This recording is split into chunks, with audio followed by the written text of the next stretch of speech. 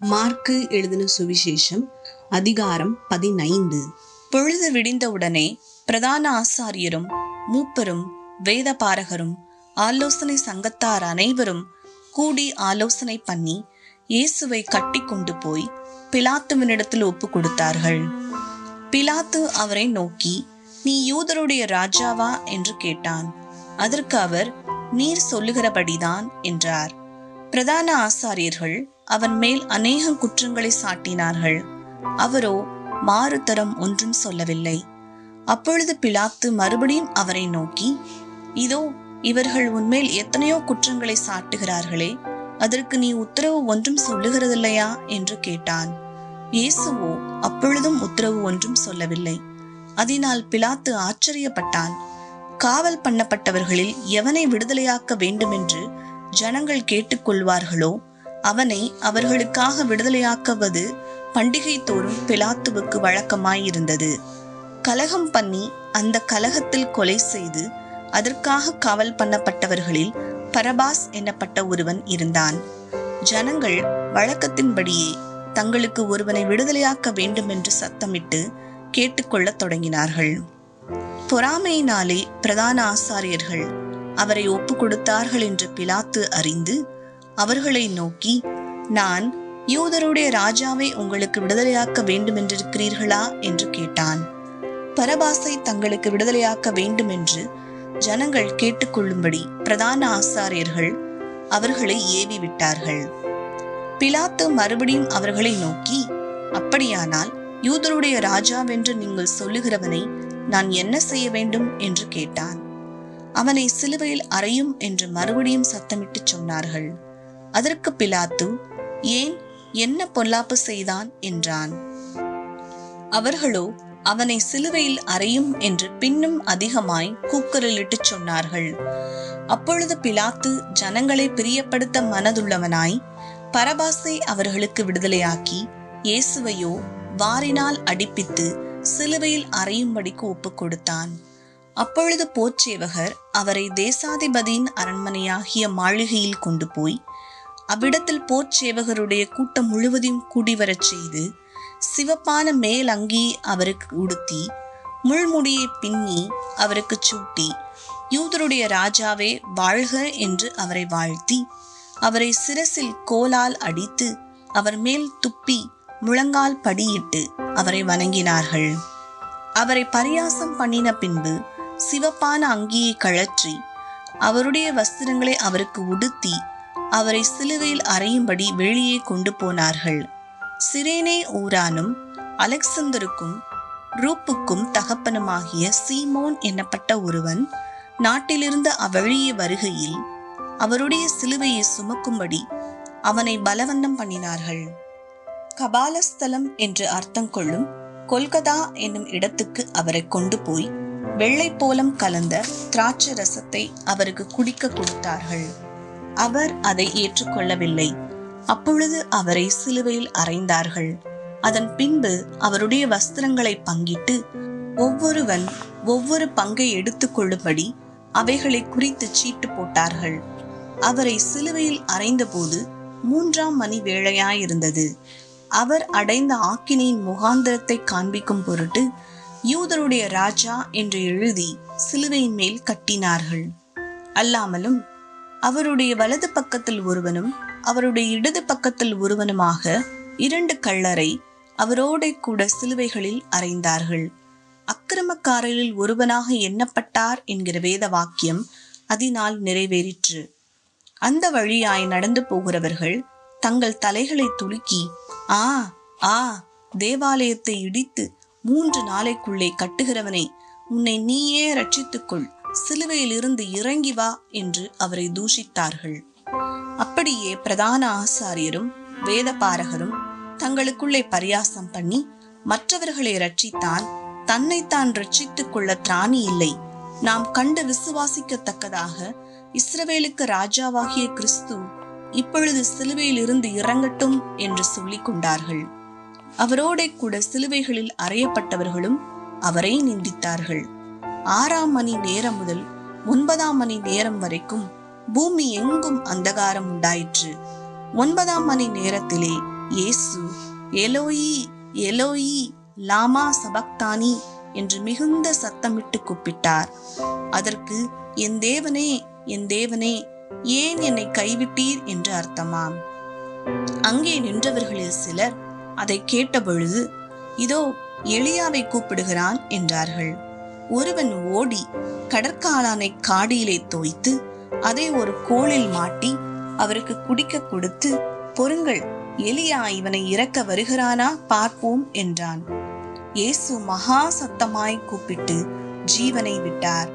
அப்பொழுது தேவாலயத்தின் திரட்சியிலே மேல் தொடங்கி கீழ் வரைக்கும் இரண்டாக கிழிந்தது. அவருக்கு எதிரே நின்ற 100க்கு அதிபதி அவரை இப்படி கூப்பிட்டு ஜீவனை விட்டதை கண்டபோது, மெய்யாகவே இந்த மனுஷன் தேவனுடைய குமாரன் என்றான். சில ஸ்திரீகளும் தூரத்திலிருந்து பார்த்து கொண்டிருந்தார்கள். அவர் கலிலேயாவில் இருந்தபோது அவருக்கு பின் சென்று ஊழியம் செய்து வந்த மகதலேனா மரியாளும், சின்ன யாக்கோபுக்கும் யோசேக்கும் தாயாகிய மரியாளும், சலோமே என்பவளும், அவருடனே கூட எருசலேமுக்கு வந்திருந்த வேறே அநேக ஸ்திரீகளும் அவர்களோடு இருந்தார்கள். ஓய்வு நாளுக்கு முந்தின நாள் ஆயத்த நாளாய் இருந்தபடியால் சாயங்காலமான போது கனம் பொருந்திய ஆலோசனைக்காரனும் அரிமத்தியா ஊரானும் தேவனுடைய ராஜ்யம் வர காத்திருந்தவனுமாகிய யோசேப்பு என்பவன் வந்து பிலாத்துவினிடத்தில் துணிந்து போய் இயேசுவின் சரீரத்தை கேட்டான். அவர் இத்தனை சீக்கிரத்தில் மரித்து போனாரா என்று பிலாத்து ஆச்சரியப்பட்டு 100க்கு அதிபதியை அழைப்பித்து, அவர் இதற்குள்ளே மரித்தது நிச்சயமா என்று கேட்டான். 100க்கு அதிபதியினாலே அதை அறிந்து கொண்ட பின்பு சரீரத்தை யோசேப்பினிடத்தில் கொடுத்தான்.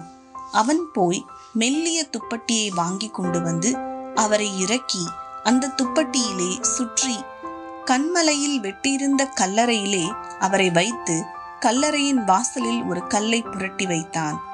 அவரை வைத்த இடத்தை மகதலேனா மரியாளும் யோசேயின் தாயாகிய மரியாளும் பார்த்தார்கள். மார்க்கு எழுதின சுவிசேஷம் அதிகாரம் 16.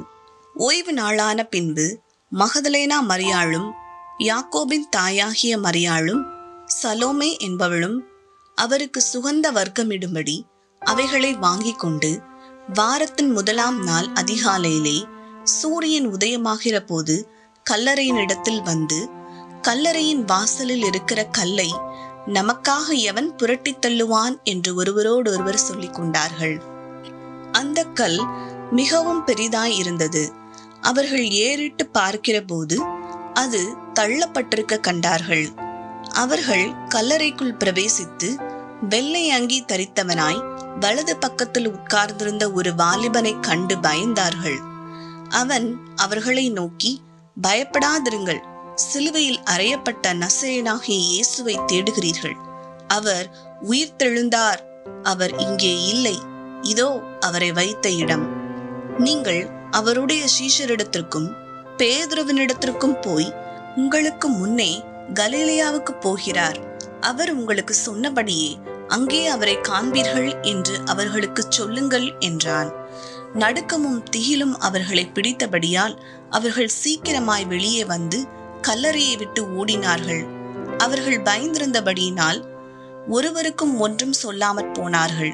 வாரத்தின் முதலாம் நாள் அதிகாலையிலே இயேசு எழுந்திருந்த பின்பு மகதலேனா மரியாளுக்கு முதல் தரிசனமானார். அவளிடத்திலிருந்து அவர் 7 பிசாசுகளை துரத்தி இருந்தார். அவள் புறப்பட்டு அவரோட கூட இருந்தவர்கள் துக்கப்பட்டு அழுது கொண்டிருக்கையில் அவர்களிடத்தில் போய் அந்த செய்தியை அறிவித்தாள். அவர் உயிரோடு இருக்கிறார் என்றும் அவளுக்கு காணப்பட்டார் என்றும் அவர்கள் கேட்டபொழுது நம்பவில்லை. அதன் பின்பு அவர்களில் 2 பேர் ஒரு கிராமத்துக்கு நடந்து போகிற பொழுது அவர்களுக்கு மறுரூபமாய் தரிசனமானார். அவர்களும் போய் அதை மற்றவர்களுக்கு அறிவித்தார்கள். அவர்களையும் அவர்கள் நம்பவில்லை. அதன் பின்பு 11 போஜன பந்தியில் இருக்கையில் அவர்களுக்கு அவர் தரிசனமாகி, உயிர்த்தெழுந்திருந்த தம்மை கண்டவர்களை அவர்கள் நம்பாமற் போனது நிமித்தம் அவர்களுடைய அவிசுவாசத்தை குறித்தும் இருதய கடினத்தை குறித்தும் அவர்களை கடிந்து கொண்டார்.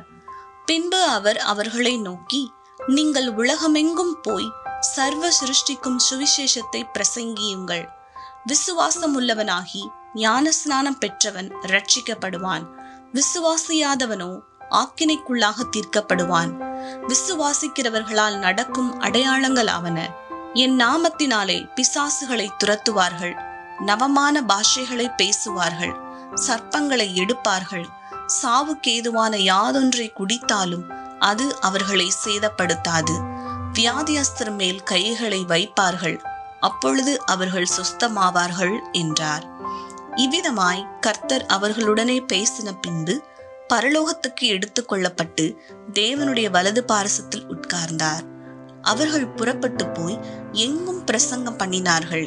கர்த்தர் அவர்களுடனே கூட கிரியை நடப்பித்து அவர்களால் நடந்த அடையாளங்களினாலே வசனத்தை உறுதிப்படுத்தினார். ஆமென். லூக்கா எழுதின சுவிசேஷம் 1ஆம் அதிகாரம். மகா கனம் பொருந்திய தேயோபிலுவே, நாங்கள் முழு நிச்சயமாய் நம்புகிற சங்கதிகளை ஆரம்பம் முதல் கண்ணாரக் கண்டு வசனத்தை போதித்தவர்கள் எங்களுக்கு ஒப்புவித்தபடியே அவைகளை குறித்து சரித்திரம் எழுத அநேகம் பேர் ஏற்பட்டபடியினால் ஆதி முதல் எல்லாவற்றையும் திட்டமாய் விசாரித்தறிந்த நானும் உமக்கு உபதேசிக்கப்பட்ட விசேஷங்களின் நிச்சயத்தை நீர் அறிய வேண்டுமென்று அவைகளை ஒழுங்காய் உமக்கு எழுதுவது எனக்கு நலமாய் தோன்றிற்று. யூதேயா தேசத்தின் ராஜாவாகிய ஏரோதின் நாட்களில் அபியா எனும் ஆசாரிய வகுப்பில் சகரியா என்னும் பெயர் கொண்ட ஆசாரியன் ஒருவன் இருந்தான். அவன் மனைவி ஆரோனுடைய குமாரத்திகளில் ஒருத்தி, அவள் பேர் எலிசபெத். அவர்கள் இருவரும் கர்த்தரிட்ட சகல கற்பனைகளின் படியேயும் நியமங்களின் படியேயும் குற்றமற்றவர்களாய் நடந்து தேவனுக்கு முன்பாக நீதியுள்ளவர்களாய் இருந்தார்கள். எலிசபெத் மலடியாய் இருந்தபடியினால் அவர்களுக்கு பிள்ளை இல்லாதிருந்தது. இருவரும் வயது சென்றவர்களாயும் இருந்தார்கள்.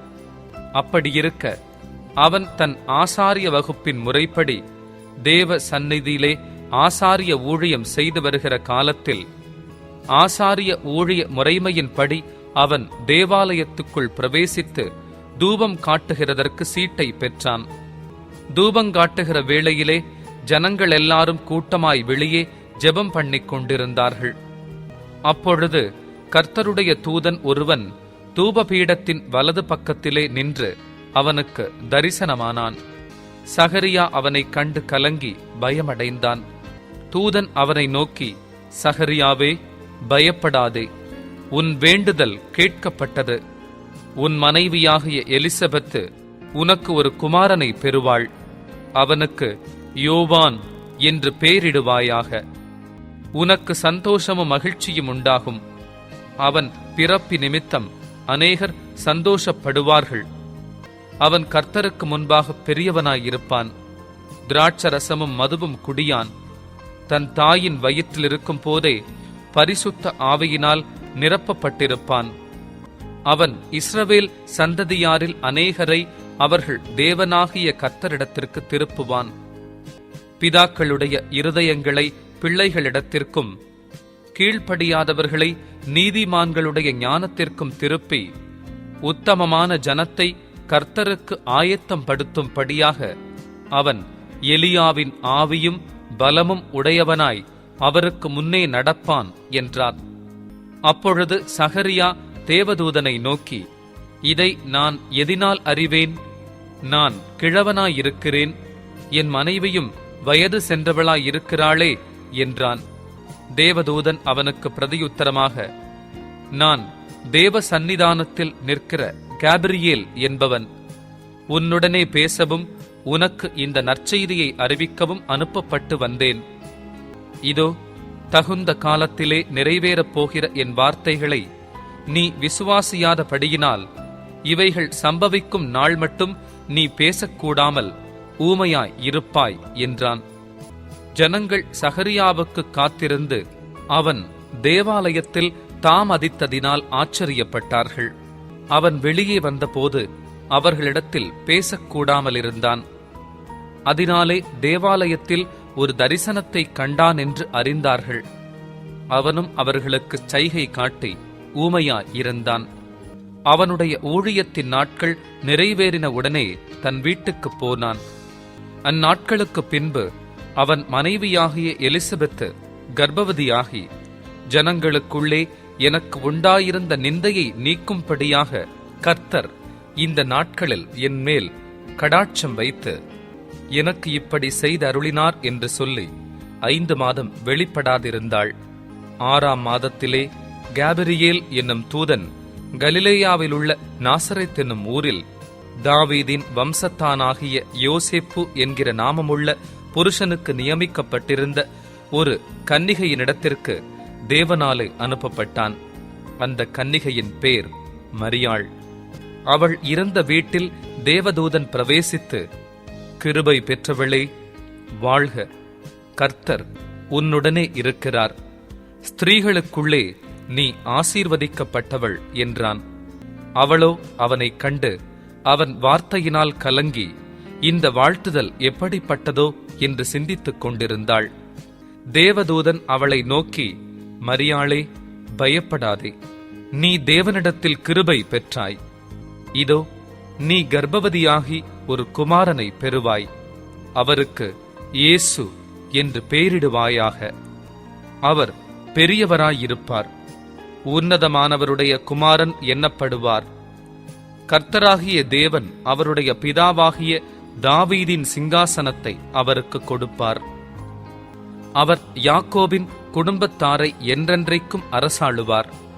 அவருடைய ராஜ்யத்திற்கு முடிவிராது என்றான். அதற்கு மரியாள் தேவதூதனை நோக்கி, இது எப்படியாகும்? புருஷனை அறியேனே என்றாள். தேவதூதன் அவளுக்கு பிரதியுத்தரமாக, பரிசுத்த ஆவி உன்மேல் வரும், உன்னதமானவருடைய பலம் உன்மேல் நிழலிடும். ஆதலால் உன்னிடத்தில் பிறக்கும் பரிசுத்தம் உள்ளது தேவனுடைய குமாரன் எண்ணப்படும். இதோ உனக்கு இனத்தாளாயிருக்கிற எலிசபெத்தும் தன் முதிர் வயதிலே ஒரு புத்திரனை கர்ப்பந்தரித்திருக்கிறாள். மலடி எண்ணப்பட்ட அவளுக்கு இது 6ஆம் மாதம். தேவனாலே கூடாத காரியம் ஒன்றுமில்லை என்றான். அதற்கு மரியாள், இதோ நான் ஆண்டவருக்கு அடிமை, உம்முடைய வார்த்தையின்படி எனக்கு ஆகக் கடவது என்றாள். அப்பொழுது தேவதூதன் அவளிடத்திலிருந்து போய்விட்டான். அந்நாட்களில் மரியாள் எழுந்து மலை நாட்டிலே யூதாவில் உள்ள ஒரு பட்டணத்திற்கு தீவிரமாய் போய் சகரியாவின் வீட்டுக்குள் பிரவேசித்து எலிசபெத்தை வாழ்த்தினாள். எலிசபெத்து மரியாளுடைய வாழ்த்துதலை கேட்டபொழுது அவளுடைய வயிற்றிலிருந்த பிள்ளை துள்ளிற்று. எலிசபெத் பரிசுத்த ஆவியினால் நிரப்பப்பட்டு உரத்த சத்தமாய், ஸ்திரீகளுக்குள்ளே நீ ஆசீர்வதிக்கப்பட்டவள், உன் கர்ப்பத்தின் கனியும் ஆசீர்வதிக்கப்பட்டது. என் ஆண்டவருடைய தாயார் என்னிடத்தில் வந்தது எனக்கு எதினால் கிடைத்தது? இதோ நீ வாழ்த்தின சத்தம் என் காதில் விழுந்தவுடனே என் வயிற்றிலுள்ள பிள்ளை களிப்பாய் துள்ளிற்று. விசுவாசித்தவளே பாக்கியவதி, கர்த்தராலே அவளுக்குச் சொல்லப்பட்டவைகள் நிறைவேறும் என்றாள்.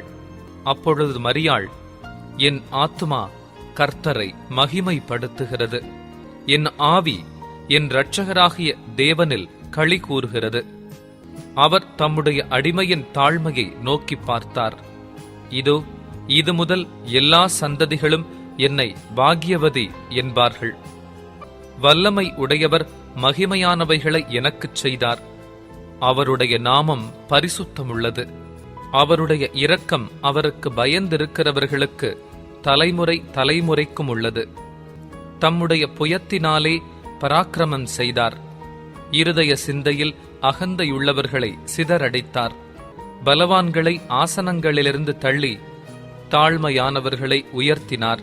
பசி உள்ளவர்களை நன்மைகளினால் நிரப்பி ஐஸ்வர்யம் உள்ளவர்களை வெறுமையாய் அனுப்பிவிட்டார். நம்முடைய பிதாக்களுக்கு அவர் சொன்னபடியே ஆபிரகாமுக்கும் அவன் சந்ததிக்கும் என்றென்றைக்கும் இரக்கஞ் செய்ய நினைத்து தம்முடைய தாசனாகிய இஸ்ரவேலை ஆதரித்தார் என்றாள். மரியாள் ஏறக்குறைய 3 மாதம் அவளுடனே இருந்து தன் வீட்டுக்கு திரும்பி போனாள். எலிசபெத்துக்கு பிரசவ காலம் நிறைவேறின போது அவள் ஒரு புத்திரனை பெற்றாள். கர்த்தர் அவளிடத்தில் தம்முடைய இரக்கத்தை விளங்க பண்ணினாரென்று அவளுடைய அயலகத்தாரும் பந்து ஜனங்களும் கேள்விப்பட்டு அவளுடனே கூட சந்தோஷப்பட்டார்கள். 8ஆம் நாளிலே பிள்ளைக்கு விருத்த சேதனம் பண்ணும்படிக்கு அவர்கள் வந்து அதன் தகப்பனுடைய நாமத்தின்படி அதற்கு சகரியா என்று பெயரிடப் போனார்கள். அப்பொழுது அதன் தாய், அப்படியல்ல, அதற்கு யோவான் என்று பெயரிட வேண்டும் என்றாள். அதற்கு அவர்கள், உன் உறவின் முறையாரில் இந்த பேருள்ளவன் ஒருவனும் இல்லையே என்று சொல்லி அதன் தகப்பனை நோக்கி, இதற்கு என்ன பெயரிட மனதாயிருக்கிறீர் என்று சைகையினால் கேட்டார்கள். அவன் எழுத்து பலகையை கேட்டு வாங்கி இவன் பேர் யோவான் என்று எழுதினான். எல்லாரும் ஆச்சரியப்பட்டார்கள். உடனே அவனுடைய வாய் திறக்கப்பட்டு அவனுடைய நாவும் கட்டவிழ்க்கப்பட்டு தேவனை ஸ்தோத்தரித்து பேசினான். அதனால் அவர்களைச் சுற்றி வாசமாயிருந்த யாவருக்கும் பயம் உண்டாயிற்று. மேலும் யூதேயாவின் மலை நாடெங்கும் இந்த வர்த்தமானங்களெல்லாம் சொல்லிக் கொள்ளப்பட்டது. அவைகளை கேள்விப்பட்டவர்கள் எல்லாரும் தங்கள் மனதிலே அவைகளை வைத்துக்கொண்டு, இந்த பிள்ளை எப்படிப்பட்டதாயிருக்குமோ என்றார்கள். கர்த்தருடைய கரம் அந்த பிள்ளையோடே இருந்தது. அவனுடைய தகப்பனாகிய சகரியா பரிசுத்த ஆவியினாலே நிரப்பப்பட்டு தீர்க்க தரிசனமாக, இஸ்ரவேலின் தேவனாகிய கர்த்தருக்கு ஸ்தோத்திரம் உண்டாவதாக, அவர் நம்முடைய பிதாக்களுக்கு வாக்குத்தத்தம் பண்ணின இரக்கத்தை செய்வதற்கும் தம்முடைய பரிசுத்த உடன்படிக்கையை நினைத்தருளி உங்கள் சத்துருக்களின் கைகளினின்று நீங்கள் விடுதலையாக்கப்பட்டு உயிரோடிருக்கும் நாளெல்லாம் பயமில்லாமல் எனக்கு முன்பாக பரிசுத்தத்தோடும் நீதியோடும் எனக்கு ஊழியம் செய்ய கட்டளையிடுவேன் என்று அவர் நம்முடைய பிதாவாகிய ஆபிரகாமுக்கு இட்ட ஆணையை நிறைவேற்றுவதற்கும் ஆதி முதற்கொண்டிருந்த தம்முடைய பரிசுத்த தீர்க்க தரிசிகளின் வாக்கினால் தாம் சொன்னபடியே தமது ஜனத்தை சந்தித்து மீட்டுக்கொண்டு நம்முடைய சத்துருக்களினின்றும் நம்மை பகைக்கிற யாவருடைய கைகளினின்றும் நம்மை ரட்சிக்கும் படிக்க தம்முடைய தாசனாகிய தாவீதின் வம்சத்திலே நமக்கு இரட்சணிய கொம்பை ஏற்படுத்தினார். நீயோ பாலகனே, உன்னதமானவருடைய தீர்க்கதரிசி என்னப்படுவாய். நீ கர்த்தருக்கு வழிகளை ஆயத்தம் பண்ணவும் நமது தேவனுடைய உருக்கமான இரக்கத்தினாலே அவருடைய ஜனத்துக்கும் பாவ மன்னிப்பாகிய இரட்சிப்பை தெரியப்படுத்தவும் அவருக்கு முன்னாக நடந்து போவாய். அந்தகாரத்திலும் மரண இருளிலும் உட்கார்ந்திருக்கிறவர்களுக்கு வெளிச்சம் தரவும் நம்முடைய கால்களை சமாதானத்தின் வழியிலே நடத்தவும் அவ்விரக்கத்தினாலே உன்னதத்திலிருந்து தோன்றிய அருணோதயம் நம்மை சந்தித்திருக்கிறது என்றான். அந்த பிள்ளை வளர்ந்து ஆவியிலே பலம் கொண்டு இஸ்ரவேலுக்கு தன்னை காண்பிக்கும் நாள் வரைக்கும் வனாந்தரங்களிலே இருந்தான்.